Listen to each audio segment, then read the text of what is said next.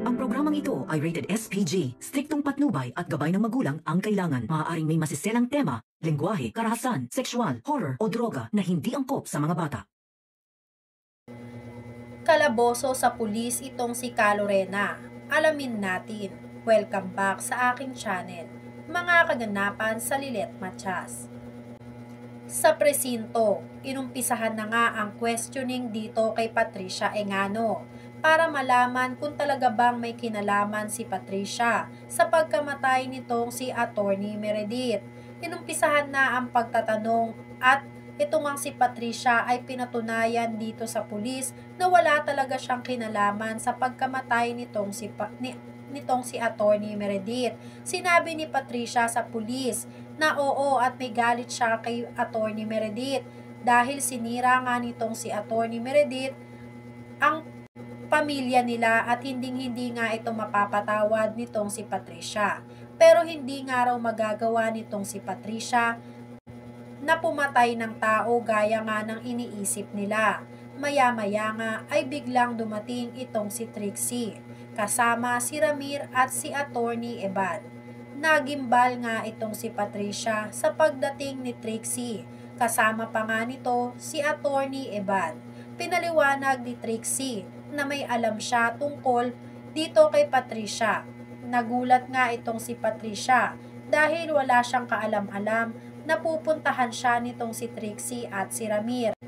Maya-maya nga habang nagpapaliwanag itong si Trixie, ay bigla na nga lang dumating itong si Eira at si Lilet, kasama si Bonnie at si Kurt.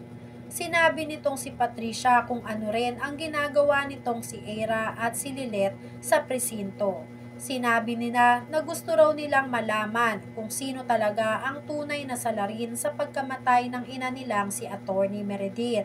Dito na nga sinabi ni Trixie na walang kinalaman ang ina niyang si Patricia sa pagkamatay nitong si Attorney Meredith dahil wala raw itong si Patricia sa crime scene na sinasabi nila o sa bahay nitong si Attorney Meredith dahil nasa isang cafe itong si Patricia at wala doon sa crime scene. Dala-dala pa nga nitong si Trixie ang tetestigo laban dito kay Patricia. May dalang testigo itong si Trixie. Tinagpatulong raw siya kay Ramir at kay Attorney Eban na makausap ang staff ng cafe para maklear ang pangalan ng mami niyang si Patricia. Pinakita ng staff na ang katunayan na nandoon mismo sa cafe nila itong si Patricia at wala doon sa crime scene nitong si Attorney Meredith.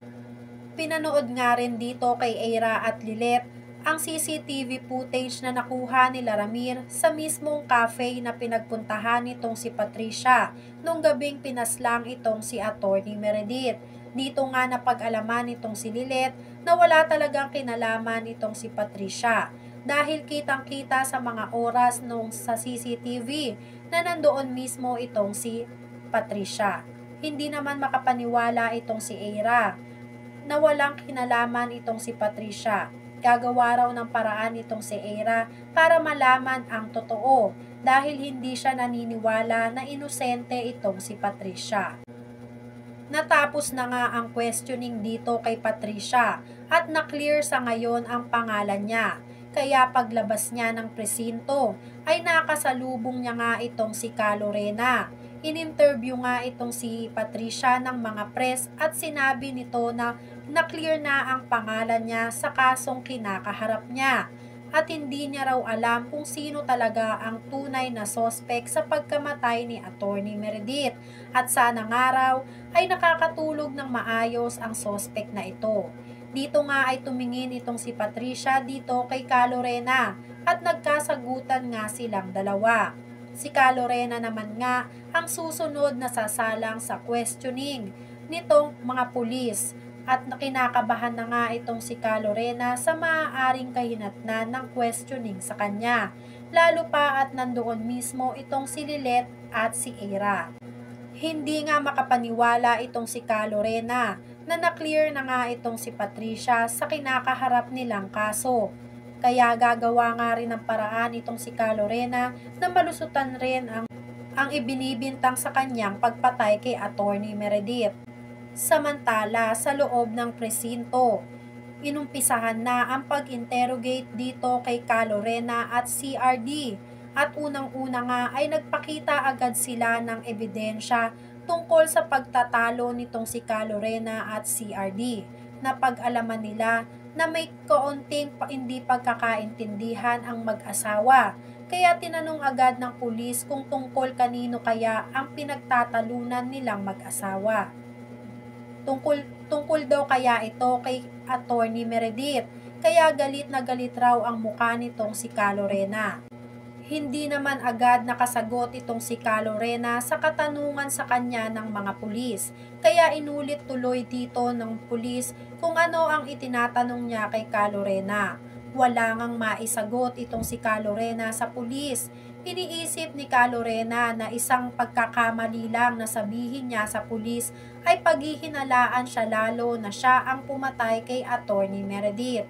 Samantala, hinanap na nga ng mga pulis itong si Ate Evelyn na katulong nitong si Aira at ni Attorney Meredith para nga matapos na ang kaso na hinahawakan nila dahil masyado nang marami ang nadadamay at ang tingin nga nila ay si Ate Evelyn lang ang makakasagot at ang eyewitness nila ay si Ate Evelyn lang kung hindi siya ang pumatay dito kay Attorney Meredith.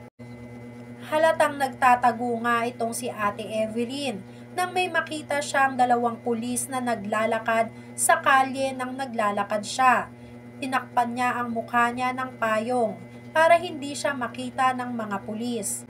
Samantala, nagkaayos na nga itong si Ramir, Patricia at si Trixie dahil nga napatunayan na nga nitong si Ramir na wala talagang kinalaman itong si Patricia sa pagkamatay nitong si Attorney Meredith.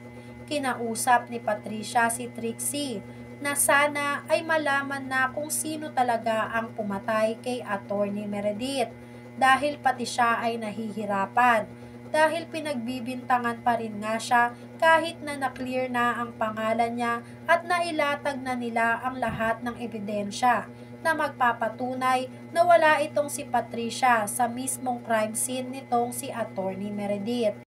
Nagbigay nga ng pangalan itong si Patricia na may malaking galit daw dito kay Attorney Meredith. Hindi raw ba itong si Calorena or ang katulong nilang si Ate Evelyn. Sa kabilang banda, pagpasok nga ng firm nitong si Aira, pati na rin ni Lilet, ay nakita nila na sobrang dami ang sumusuporta dito kay Calorena at ang sinisigaw nila ay justice para kay Calorena dahil wala raw kinalaman si Calorena sa pagkamatay nitong si Attorney Meredith. Dito nga ay bigla silang natahimik lahat dahil sa pagdating ng isang napakagaling na abogado. Nagpakilala ito kay Lilet at Aira. Kilalang kilala naman ito ni Lilet dahil isa ito sa mapakagaling na abogado sa buong mundo. Itong attorney nga raw na to ang tutulong kay Lilet at Aira na magkaroon ng hustisya para kay Attorney Meredith. Ano kaya ang kahinatnan ng kaso ni Attorney Meredith? Si Calorena kaya talaga ang may sala sa pagkamatay ni Attorney Meredith? Yan nga ang mga kaganapan at mga dapat nating abangan dito sa Lilet Matias. Kung gusto nyo pa ng mga ganitong klaseng video ay mag-subscribe at i-like itong video na to. Maraming salamat po.